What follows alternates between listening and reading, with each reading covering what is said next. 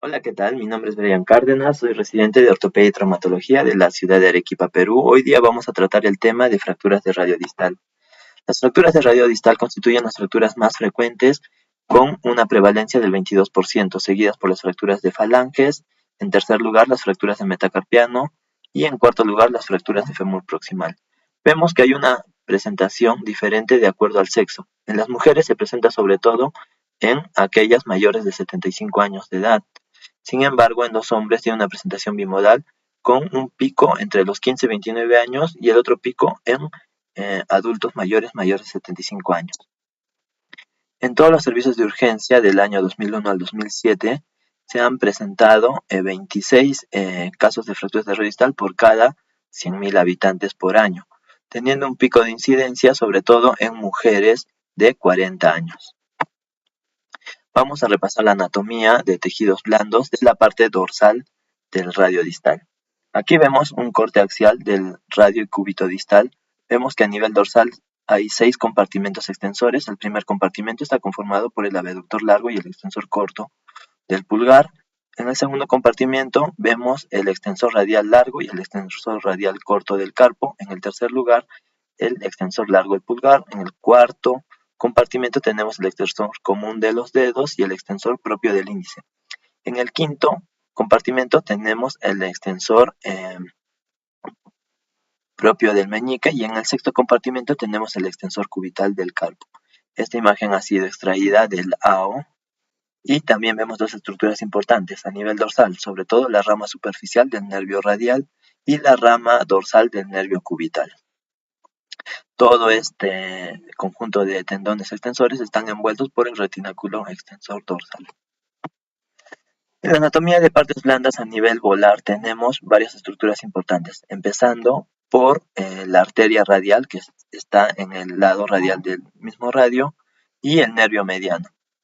Es importante recalcar que la arteria radial por encima del retináculo flexor da una rama, la cual tenemos que ligarla al momento de hacer un abordaje volar de Henry modificado.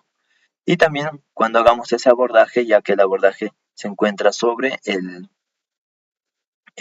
palmar mayor o flexor radial del carpo, tenemos que hacer este abordaje y la incisión en su fascia, sobre todo por el lado radial, para evitar la rama cutánea del nervio mediano, como vemos aquí en la imagen.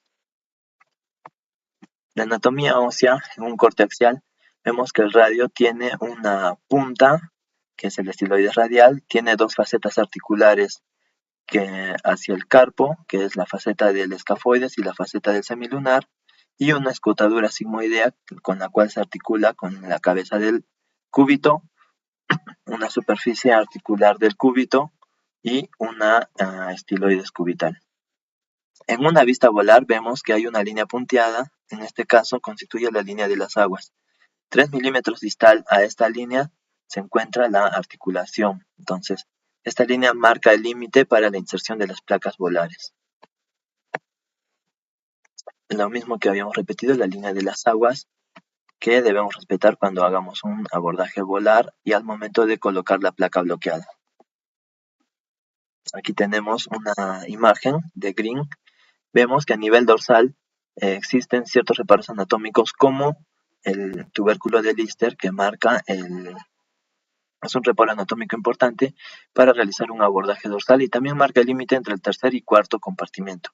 A nivel volar vemos la línea de la cuenca de las aguas, la línea de las aguas.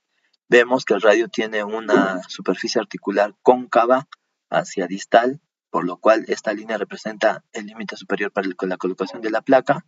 Aquí vemos una imagen axial en la cual vemos las facetas articulares del radio y la escotadura sigmoidea del radio hacia el cúbito. Y aquí también una vista desde el lado cubital, en la cual se ven todas las facetas articulares del radio.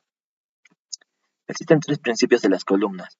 Se dice que la mayor parte de la carga que es transmitida desde el carpo hacia el antebrazo se da a través de la columna intermedia, la cual está formada por el semilunar a nivel del carpo y por la parte cubital del radio. En la muñeca existen 3 columnas. una columna radial conformada sobre todo por el estiloides, una columna intermedia y una columna cubital conformada por el cúbito. Aquí vemos una imagen de resonancia magnética en la articulación radiocubital distal y la radiocarpal. Vemos que a nivel distal el radio se articula con el escafoides, con su respectiva fosa escafoidea, con el semilunar, con su respectiva fosa semilunar, con el cúbito a través de la escrutadura sigmoidea, y el cúbito no se articula directamente con ninguno de los huesos del carpo, sino que está unido hacia ellos a través del fibrocartílago triangular, que lo vemos en esta imagen. Es importante reconocer este parámetro, ya que las fracturas que involucran la base del estiloides cubital comprometen la estabilidad radiocubital distal, y esta debe evaluarse en el intraoperatorio para tener presente de fijar o no una fractura de radio acompañada de cúbito distal. Las medidas importantes. Las medidas radiológicas más importantes son la inclinación radial, como vemos en la imagen de la izquierda.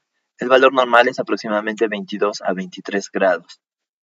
Y esta línea se traza de la superficie articular más cubital del radio hacia la punta del estiloides radial, con una perpendicular de la diáfisis del radio.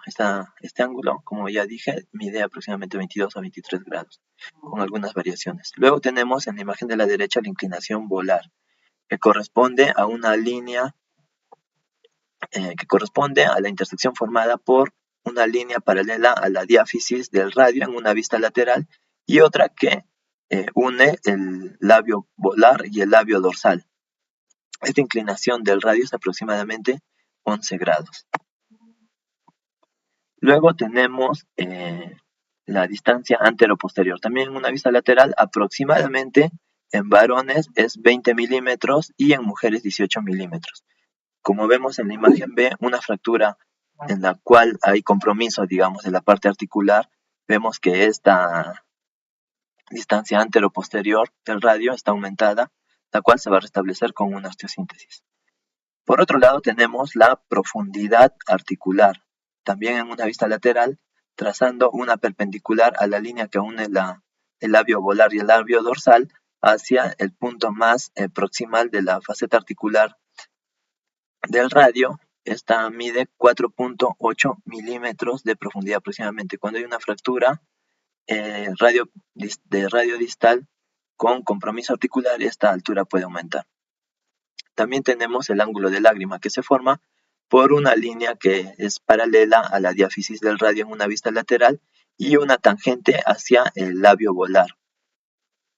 Este ángulo mide aproximadamente 70 grados. En fracturas aumenta, como vemos aquí, a 83 grados, y después de la osteosíntesis ya se recupera este ángulo de lágrima. Aquí tenemos otro ejemplo de la inclinación radial, que mide 22 grados. Luego la altura radial, que no la habíamos mencionado, pero corresponde a una tangente a nivel de la articulación del radio distal hacia el punto más distal del estiloides radial. Y tiene una medida de 11 milímetros aproximadamente. La varianza cubital, que es la diferencia entre las superficies articulares distales del radio y del cúbito. Aproximadamente el valor normal es más o menos 0,3 milímetros, ya que puede ser una varianza positiva si es que el cúbito se va hacia distal y una varianza negativa si es que el cúbito se va hacia proximal. Y aquí en la imagen de la derecha la inclinación volar, ¿no? Que lo normal es aproximadamente 11 grados de inclinación volar. Indicaciones quirúrgicas según el lao. Una inclinación radial menor de 15 grados. Esa es una indicación quirúrgica. Luego una altura radial menor de 8 milímetros. Una angulación dorsal mayor de 10 grados.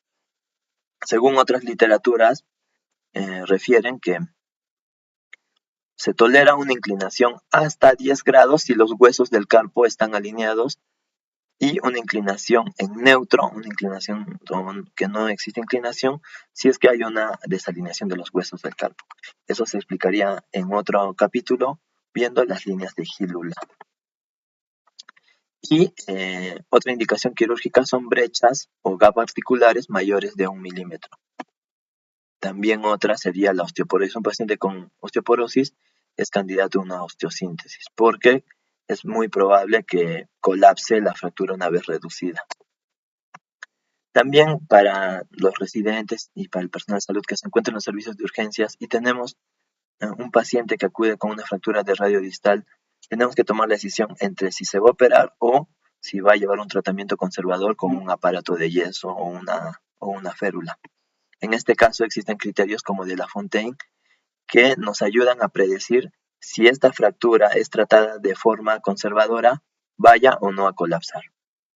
En este caso tenemos 5 parámetros: una angulación dorsal mayor de 20 grados con minución dorsal, una fractura articular radiocarpal, una fractura cubital y una edad mayor de 60 años. Si tenemos 3 o más criterios, el paciente debería tratarse en primera instancia con una cirugía. Además, los autores de Lafontaine refieren que la edad, la pérdida de la altura radial y una inclinación dorsal son los factores más importantes que predicen el colapso después de una reducción cerrada y fijación con yeso. La clasificación.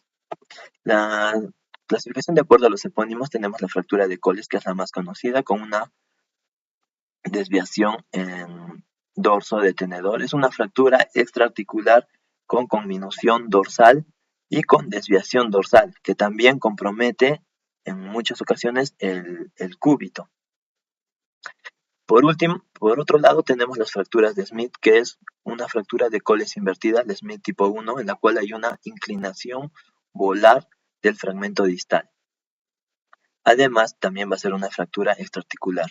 Luego tenemos las Smith tipo 2, que corresponden a fracturas por cizallamiento.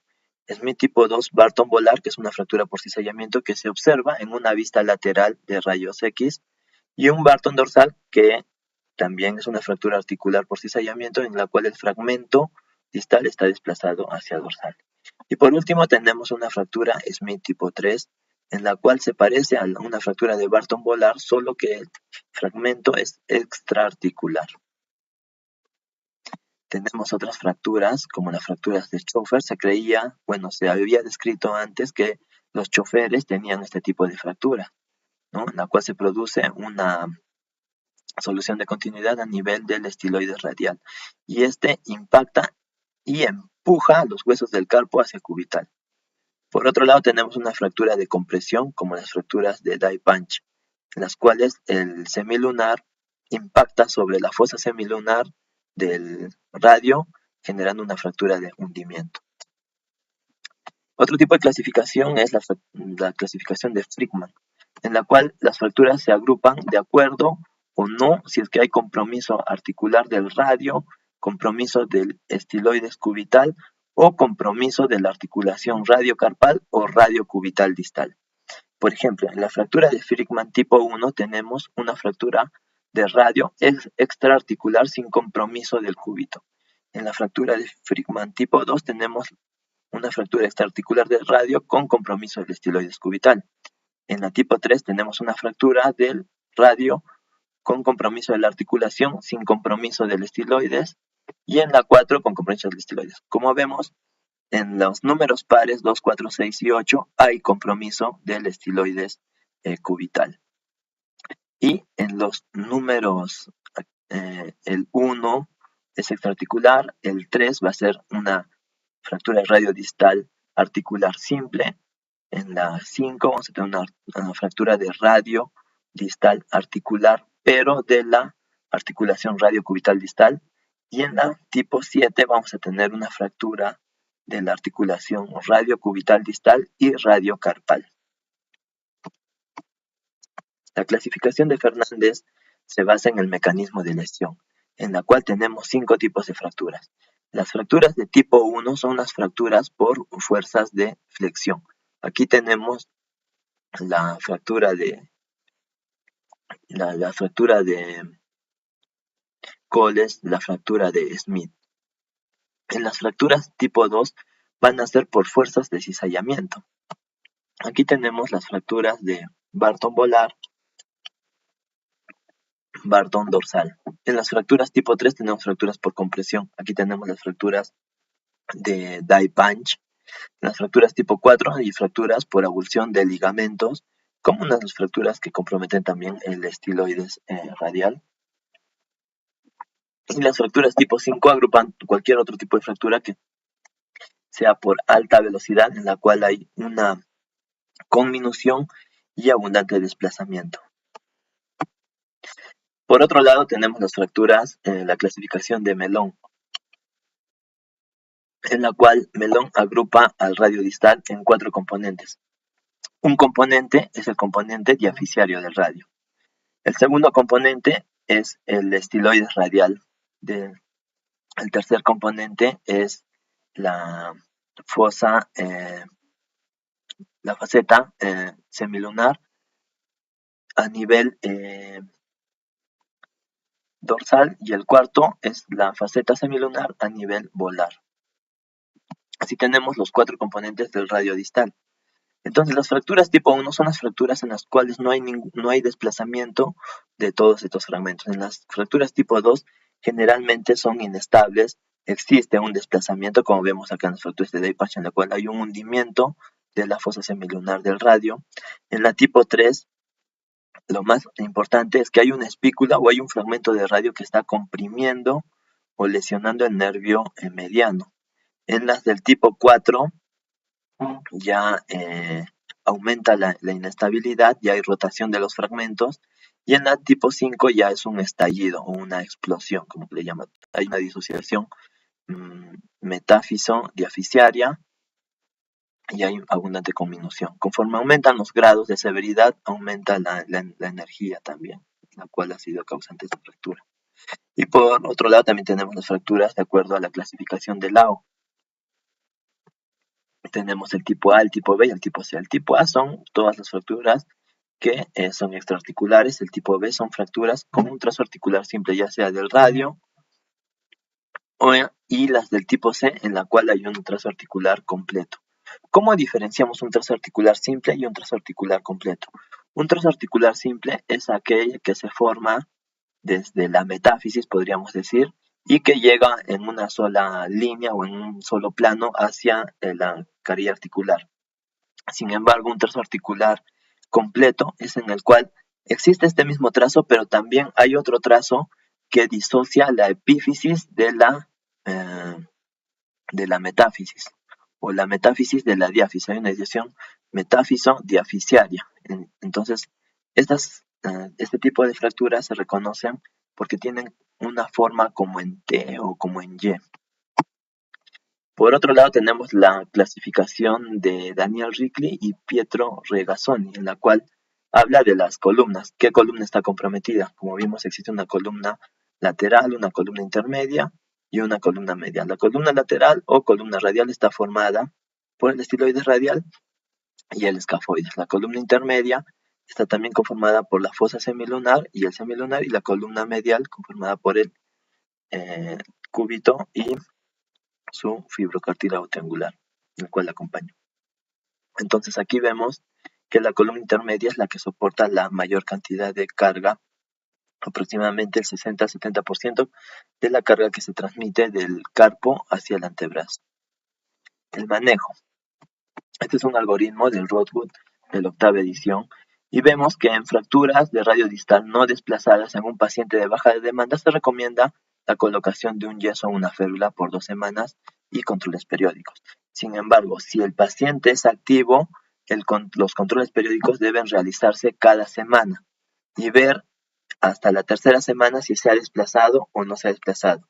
Si es que no se ha desplazado, se continúa con una férula después de colocarle un aparato de yeso. Sin embargo, si en ese transcurso de las 3 semanas se ha desplazado, se trata como una fractura desplazada utilizando otro algoritmo. Estas son las recomendaciones del Rothwood, octava edición, en la cual vemos que una indicación quirúrgica es una varianza de 2 a 3 milímetros, una inclinación dorsal, como aquí dice, neutro, si el carpo está mal alineado, y menos de 10 grados si el carpo está alineado. Bueno, esta diapositiva, esta imagen corresponde a cuáles son los valores aceptables, y más allá de ellos recién se recomendaría una cirugía, ¿no? Por ejemplo, una varianza cubital de 2 a 3 milímetros es tolerable. Mal alineamiento carpal no es tolerable para tratamiento conservador, siempre tiene que estar alineado. Una inclinación dorsal menor a 10 grados, una inclinación palmar, no existe límite de inclinación palmar para decidir si es conservador o quirúrgico, ¿no? Si es que está en neutro o en desviación palmar o volar, no serían un parámetro para ir a cirugía. Y un gap articular hasta de 2 milímetros es tolerable, ¿no? Más allá de 2 milímetros, según el Rodwood, ya debería operarse. Aquí tenemos una fractura de radio distal desplazada, ¿no? Vemos que si en las evaluaciones periódicas semanales ya se ha desplazado, se trata en este caso. Igualmente se evalúa si es un paciente de baja demanda, se continúa con un yeso confortable. Podríamos decir que un paciente de baja demanda sería un paciente que no es independiente, un paciente adulto mayor, un paciente que tiene alguna secuela neurológica que no le permite valerse por sí mismo, ¿no? En estos pacientes generalmente se tratan con un yeso cerrado. Por otro lado, si el paciente no es de baja demanda, se puede calcular el riesgo de inestabilidad. El riesgo de inestabilidad puede ser temprana o puede ser tardía. Temprana es si se presenta un desplazamiento en las primeras 2 semanas y tardía si se presenta hasta la 6ª semana. Entonces, el Rodwood, a través de sus estudios, de su bibliografía, menciona que existen unos algoritmos, como vamos a ver más adelante, para calcular este riesgo de inestabilidad, de acuerdo a la edad del paciente, de acuerdo a si existe conminución, de acuerdo a si es que hay inclinación dorsal, de acuerdo también si es que hay varianza cubital. Entonces, más adelante vamos a ver o hacer un cálculo para ver si los pacientes tienen un riesgo menor a 70 o mayor a 70. Si tienen menor a 70, significa que tienen un bajo riesgo y tolerarían un tratamiento cerrado. Sin embargo, una inestabilidad mayor a 70 indica tratamiento quirúrgico como primera opción. Ahora vemos, ¿no? Un paciente con un riesgo menor a 70 grados. Aquí también podríamos extrapolar y agrupar a los pacientes a los cuales se someten a los criterios de Lafontaine, ¿no? Si tienen menos de 3 criterios de inestabilidad, podrían también entrar acá y guiarían el tratamiento. Aquí tenemos que estos pacientes con bajo riesgo de inestabilidad pueden someterse a una reducción cerrada y revisiones periódicas semanales con rayos X. Y si la reducción se mantiene, continuar con el yeso por 4 a 6 semanas. Sin embargo, si en algún momento se desplaza, se va a cirugía directa. Ahora, después de la reducción, si es que no hay una posición aceptable, no hay una reducción aceptable de acuerdo a los parámetros que los tenemos aquí en este cuadro a la derecha, o las que yo había mencionado como criterios de la O para criterios quirúrgicos, entonces también va a una estabilización quirúrgica. Aquí tenemos este estudio que menciona el Rodwood en su 8ª edición, ¿no? Que trata de predicción de inestabilidad en fracturas de radio distal. Este estudio se hizo en aproximadamente 4.000 casos de fracturas de radio distal y nos menciona que por estadística, por pruebas, ¿no?, de regresión logística, se han elaborado algoritmos, o mejor dicho, ecuaciones en las cuales nosotros reemplazamos los datos que nos proporciona el paciente y también nos proporciona los rayos X que pedimos de primera intención. Por ejemplo, aquí tenemos criterios de inestabilidad para fracturas desplazadas, aquí en la imagen de la derecha hacia arriba, y vemos, por ejemplo, para predicción para mala unión, ¿no? También, como dije, había predicción para inestabilidad temprana, inestabilidad tardía, y de mala unión o una consolidación viciosa, ¿no? Si tenemos un riesgo alto de consolidación viciosa, deberíamos operarla en primera instancia. Entonces nos dice que la ecuación es esta, ¿no? Para la predicción de mala unión o consolidación viciosa, calculamos el valor de X, que sería 0.04 por la edad del paciente, menos 0.8 por si es independiente o no. Este artículo define a un paciente independiente como aquel paciente que puede ir y realizar las compras de la semana por sí mismo sin ayuda de otra persona, ¿no? Una persona que puede ir al supermercado, comprar las cosas necesarias para subsistir y regresar a su vivienda sin ayuda. Así lo define. Si es o no independiente. Más 0.53 si es que hay algún tipo de conminución dorsal. En la radiografía lateral vemos si es que hay conminución dorsal y si es que hay, colocamos, ¿no? Lo multiplicamos por 1. Y más 0.09 por el valor de la varianza cubital, si es que es positiva o si es que es negativa. Y a eso le restamos menos 1.65. Entonces vamos a tener, reemplazando los datos de un paciente, vamos a tener un valor. Ese valor lo reemplazamos en la ecuación de probabilidad. Y la probabilidad medida en porcentajes es igual a E, que tiene un valor de 2.71 y demás decimales, elevado al valor que hemos hallado hace rato, ¿no? El valor de X. Todo por 100 elevado a 1 más E exponente elevado a X. Entonces aquí en el cuadro de la izquierda inferior tenemos un ejemplo. Queremos ver el riesgo de inestabilidad o riesgo de mala unión en una paciente, como vemos acá en el primer ejemplo. A ver, vemos un paciente de 55 años de edad independiente, ¿no? Con un desplazamiento del radio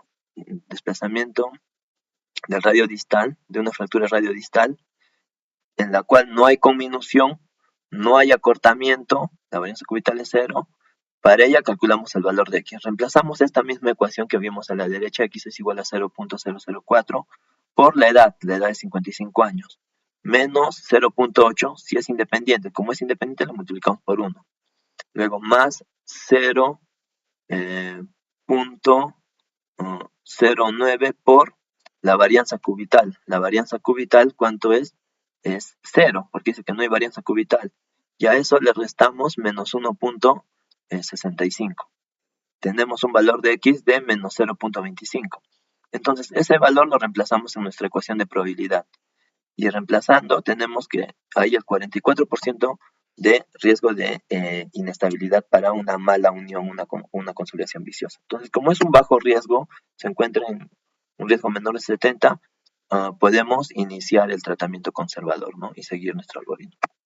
Ahora aquí abajo tenemos otro ejemplo, por ejemplo, un paciente independiente, pero ya no tiene 55, en este caso tiene 85 años de edad. Tiene conminución dorsal, la fractura es desplazada y tiene una varianza cubital de 2 milímetros.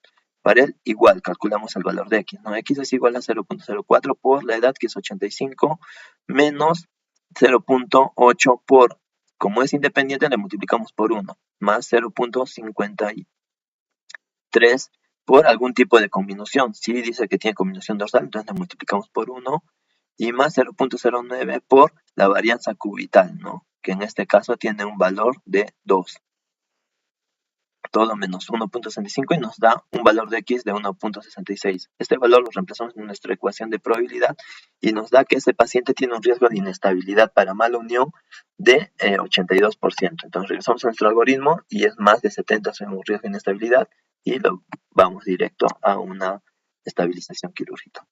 Como vemos, la edad ha inclinado la balanza a que necesite una estabilización quirúrgica, y además otro factor que ya nos predice es la conminución, ¿no? Conminución dorsal, la cual va a colapsar después de un tratamiento cerrado. Y si tenemos una fractura extraarticular con mínimo, una fractura extraarticular o articular de radio distal, pero generalmente una fractura que sea muy distal, ¿no? Que esté cercana a la carilla articular, la evaluamos también en un paciente de baja demanda y nos vamos a hacer un tratamiento conservador. Sin embargo, si es un paciente activo, independiente, que tiene alta demanda, podemos no solo fijarlo como en los algoritmos anteriores, ¿no? Con una placa, con otros sistemas. También se puede utilizar otros sistemas como un fijador externo, realizar ligamentotaxis a través de él.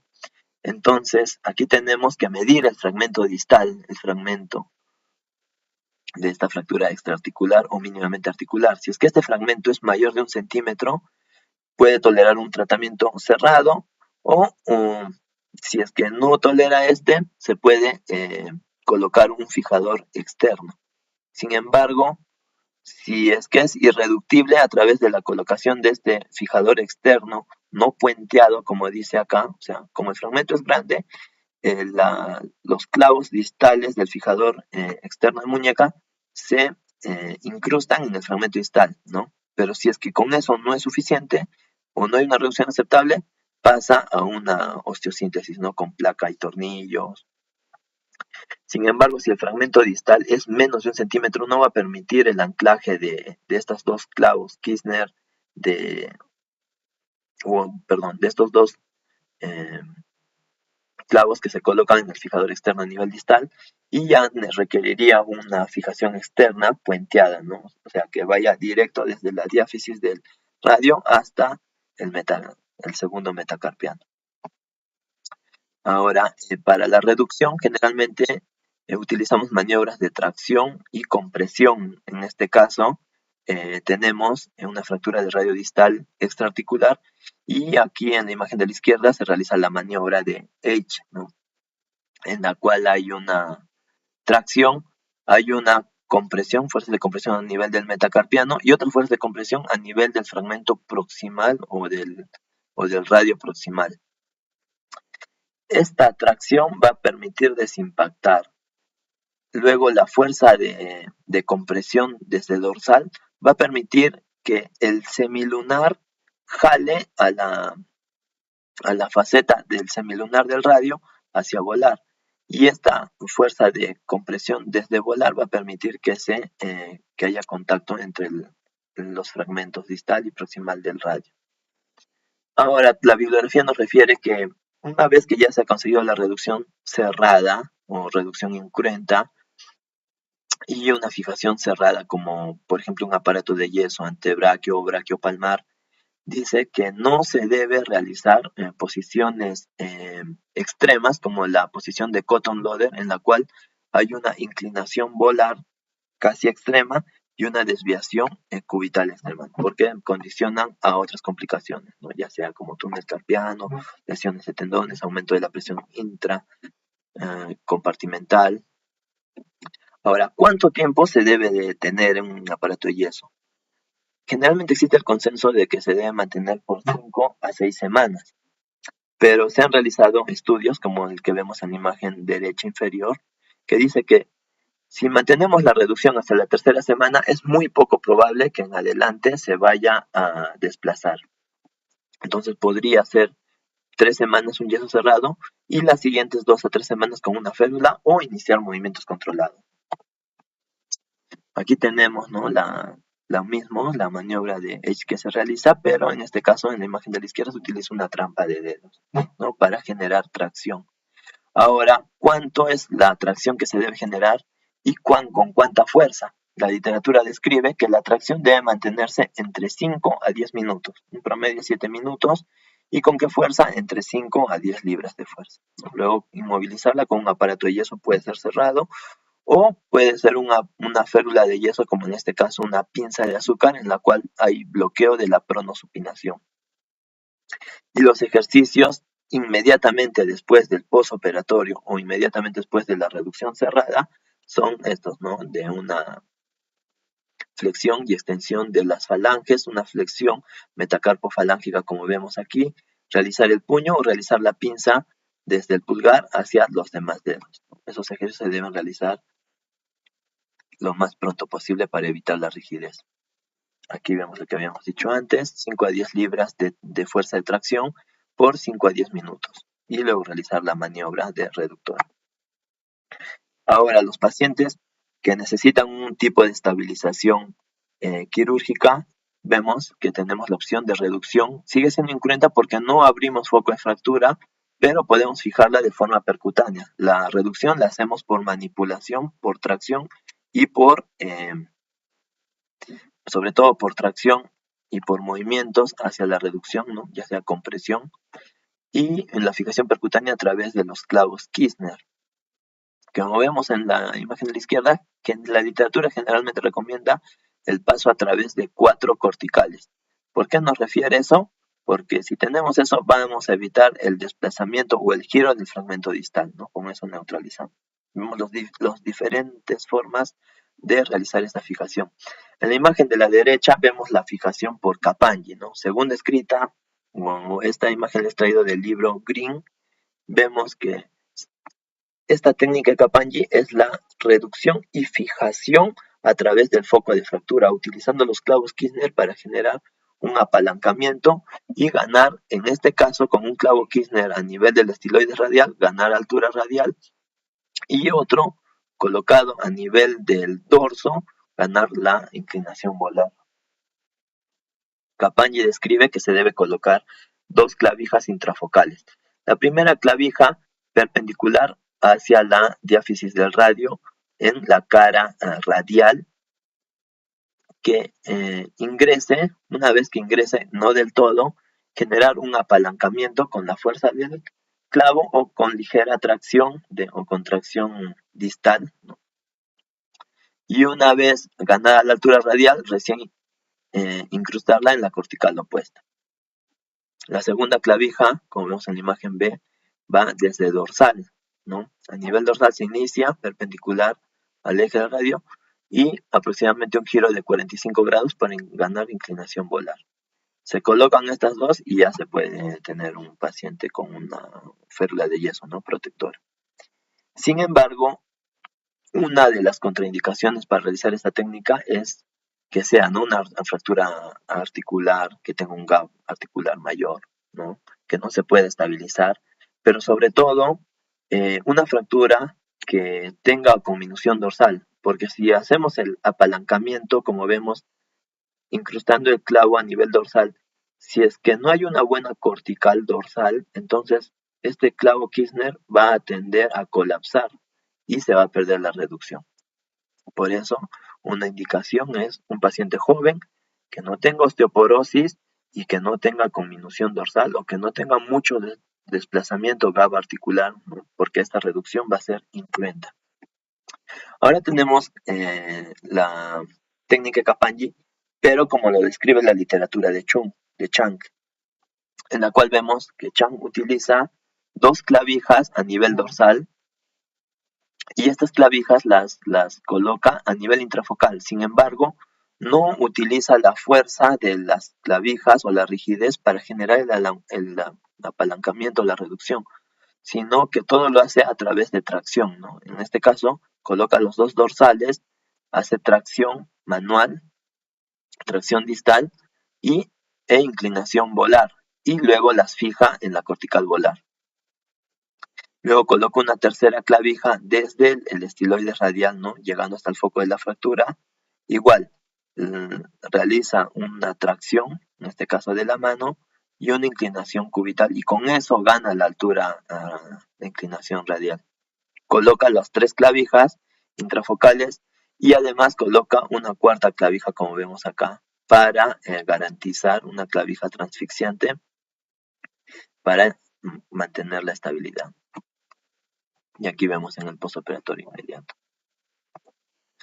Luego, como dijimos, también se puede realizar o colocar un fijador externo, ¿no? Una de las indicaciones para colocar un fijador externo, como el que vemos en la imagen, es que sea un paciente con una fractura, o como dice Fernández, ¿no?, una fractura tipo 5 por explosión, en la cual hay muchos fragmentos de radio distal en los cuales sería casi difícil poder fijarlos todos, ¿no?, ya sea con una placa volar, una placa yuxtaarticular.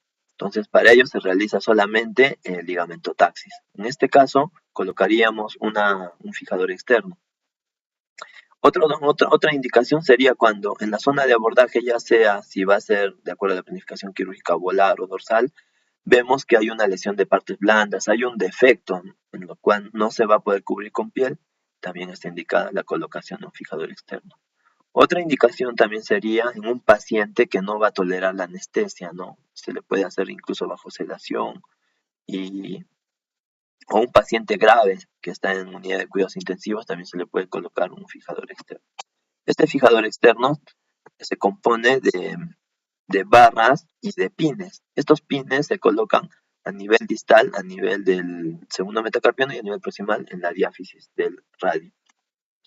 Y también se pueden acompañar de clavos Kirchner que ayuden o que mejoren la reducción, sobre todo de las carillas articulares. Tienen que tener una inclinación de aproximadamente 30 a 40 grados, como vemos aquí, y esta misma inclinación se debe mantener en el radio. Cuando se colocan en el radio, se tiene que tener cuidado con no lesionar la rama cutánea del nervio radial, ¿no? como vemos aquí, y el punto de inserción es entre el extensor radial largo y corto del carpo. Y por último tenemos la reducción abierta y fijación interna, el popular RAFI. Vemos que la posición del paciente, si vamos a hacer un abordaje volar, va a ser en decúbito supino, con la palma dirigida hacia el techo. Tenemos que tener presentes siempre estos dos reparos anatómicos, la rama cutánea del nervio mediano, que emerge aproximadamente, unos dicen 3 a 5 milímetros de la articulación a nivel proximal desde el nervio mediano, y también esta rama del nervio radial, ¿no?, que va a la eminencia tenar por delante del retináculo flexor. Esta rama se debe ligar y este nervio se debe evitar lesionarlo, porque nuestro abordaje va a ser por encima de este tendón del flexor radial del carpo. Y este tendón lo vamos a diferenciar cuando hagamos nuestro abordaje del palmar largo, que está aquí, porque este tendón es más robusto, no es más grande. Aquí tenemos nuestro abordaje volar de Henry modificado, ¿no?, en la cual tiene una inclinación en forma de V hacia el estiloide radial, que es opcional. Solamente cuando queramos reducir algún fragmento del estiloide radial la podemos hacer para tener una mejor visión del campo operatorio.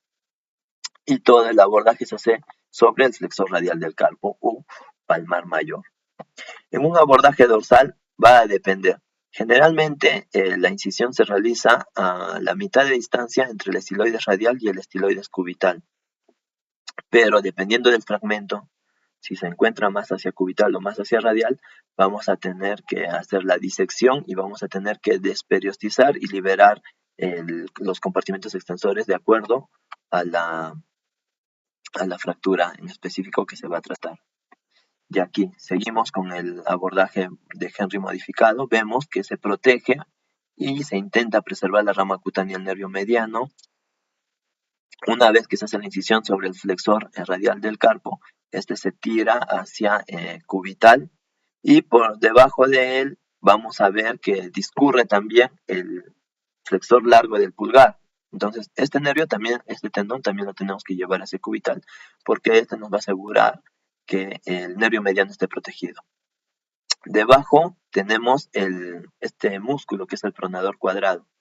En el pronador cuadrado vamos a realizar una incisión en L, así recomienda Lao. Otras bibliografías como de Chang recomiendan hacer una incisión lo más radial posible, y no es necesario reparar esta incisión, sino fijar el músculo a la fascia del braquio radial, la cual da una cobertura, según Chang, más estable, ¿no? Colocamos una aguja hipodérmica a nivel de la articulación para saber o para marcar nuestro límite y que no coloquemos muy distal nuestra placa y los tornillos no nos queden muy o interarticulares. Aquí vemos, ¿no?, la colocación de esta placa bicolumnar de radio distal, que debe estar por debajo de la línea de las aguas. Acá vemos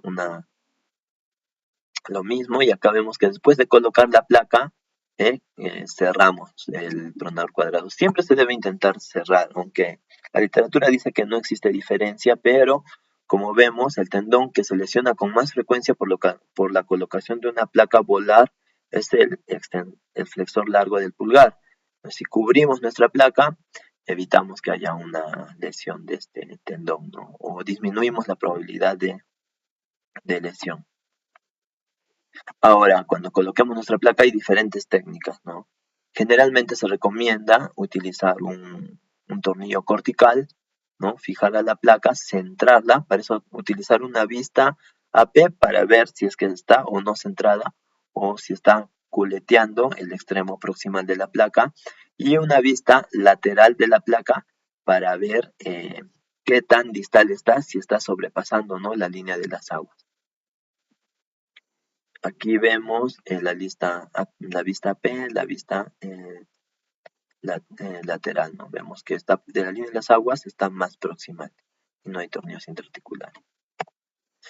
Luego, una vez que terminemos nuestra fijación y cerremos por plano nuestro abordaje, tenemos que realizar estas maniobras de estabilidad. Como habíamos mencionado anteriormente, el cúbito a nivel distal se estabiliza por el fibrocartílago triangular.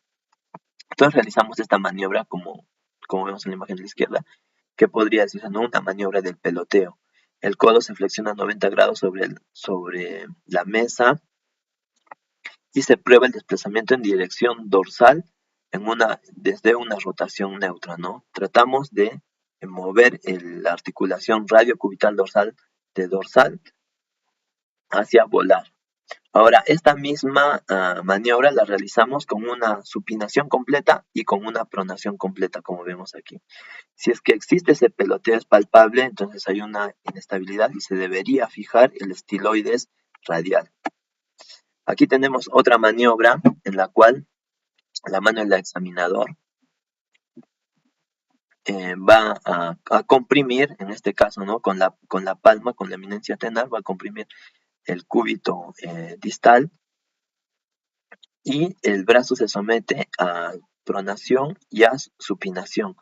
Si se siente un golpecito, un desplazamiento palpable, como describe la bibliografía, también nos indica que hay inestabilidad del estiloides cubital y debe considerarse la estabilización del fibrocartílago triangular, o sea, fijar la fractura del estiloides cubital.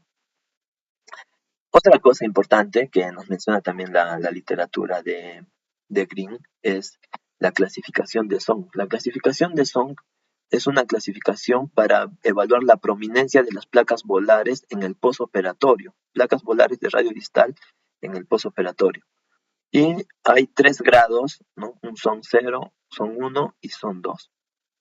Para saber la ubicación de la placa, trazamos una línea paralela a la diáfisis que pase por la cortical volar, o sea, la línea verde.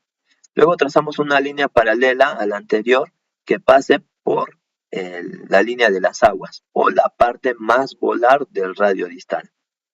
Y la tercera línea es una línea perpendicular hacia la segunda línea, ¿no? Una línea perpendicular hacia la línea de las aguas. Y aquí tenemos la ubicación. Si la placa se ubica en son 0, va a tener una clasificación son 0 y así sucesivamente. Aquí tenemos ejemplos. Por ejemplo, la imagen A de la izquierda tenemos una placa volar de radio distal con una clasificación de son 0. En la del medio tenemos una son 1 y en la imagen C tenemos una placa volar con una clasificación de son tipo 2. Entonces, como vemos, mientras más aumenta la clasificación de Song, vemos que la placa se hace más prominente a nivel volar y a nivel distal. Entonces, va a tener mayor riesgo de irritación los tendones y las estructuras o las partes blandas que pasan a nivel volar, sobre todo el flexor largo del pulgar. Entonces, esta clasificación es importante porque predice, mientras sea un son más alto, el paciente va a necesitar quizás con mayor urgencia un retiro de implante antes de tener una de las complicaciones. Generalmente las complicaciones que se describen es dolor constante, rigidez, síndrome del túnel carpiano, también unos tornillos colocados en mala posición porque si están más volares y más distales es probable que lleguen a la articulación, que haya lesión o que haya irritación del flexor largo del pulgar, irritación también de los tendones extensores, varias cosas, ¿no? Y para ello se han realizado varios estudios en los cuales han visto que las fracturas clasificadas como grado 2 de Song tienen una incidencia de extracción de placa, en este caso 6 veces mayor que los clasificados como son 0. Y en otro estudio se ha visto que de 336 pacientes, 4 tuvieron complicaciones y se les tuvo que retirar el implante, ¿no? Porque esos 4, bueno, entre otros, que también tuvieron complicaciones, tuvieron ruptura del flexor largo del pulgar. Y todos ellos tenían una clasificación de Song de grado 2. Entonces, a más grado de Song, mayor riesgo de lesión, sobre todo del flexor largo del pulgar. Y debería ese paciente hacerle un seguimiento permanente, evaluar si es que hay un pequeño chasquido, ya sea audible o palpable, del flexor largo del pulgar. Y si es que está presente, programarlo de forma inmediata una vez ya haya consolidado la fractura para retirar este implante y evitar su ruptura. Bueno, eso es todo.